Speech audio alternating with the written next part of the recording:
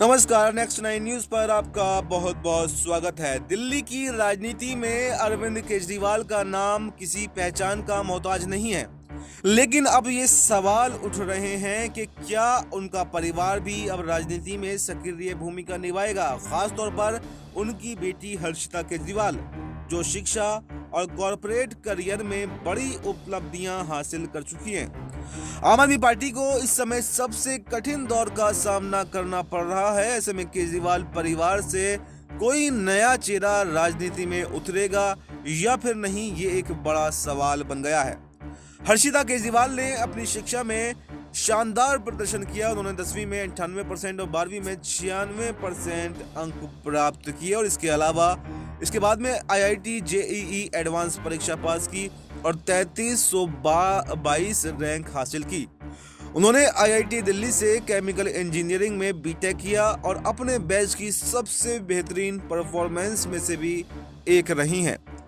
इसके बाद में उन्होंने कई बड़ी कंपनियों से ऑफर भी मिले और उन्होंने गुरुग्राम की एक ग्लोबल कंपनी में काम किया। वर्तमान में हर्षिता बोस्टन कंसल्टिंग ग्रुप यानी BCG में एसोसिएट कंसल्टेंट के रूप में काम कर रही हैं और साथ ही वो बसिल हेल्थ नामक कंपनी की सह संस्थापक भी हैं। ये कंपनी स्वास्थ्य वर्धक, अनुकूलन योग्य और स्थानीय रूप से उपलब्ध खाद्य उत्पादों पर काम कर रही है।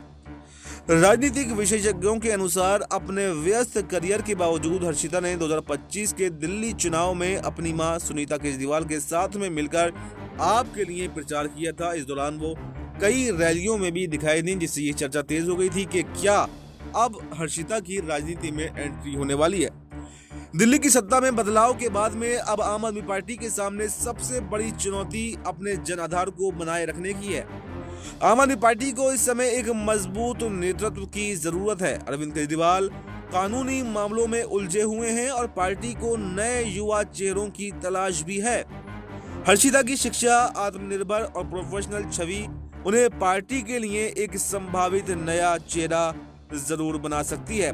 अगर हर्षिता राजनीति में कदम रखती हैं तो इससे आम आदमी पार्टी को एक नई पीढ़ी का नेतृत्व भी मिल सकता है।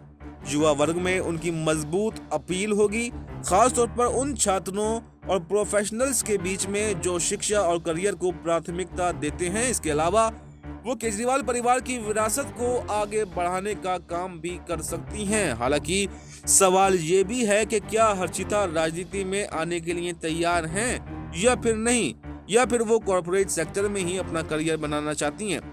आने वाले समय में ये साफ हो जाएगा कि आम आदमी पार्टी क्या कोई नई रणनीति बनाती है या फिर हर्षिता केवल अपने पिता के समर्थन तक ही सीमित रहेंगी।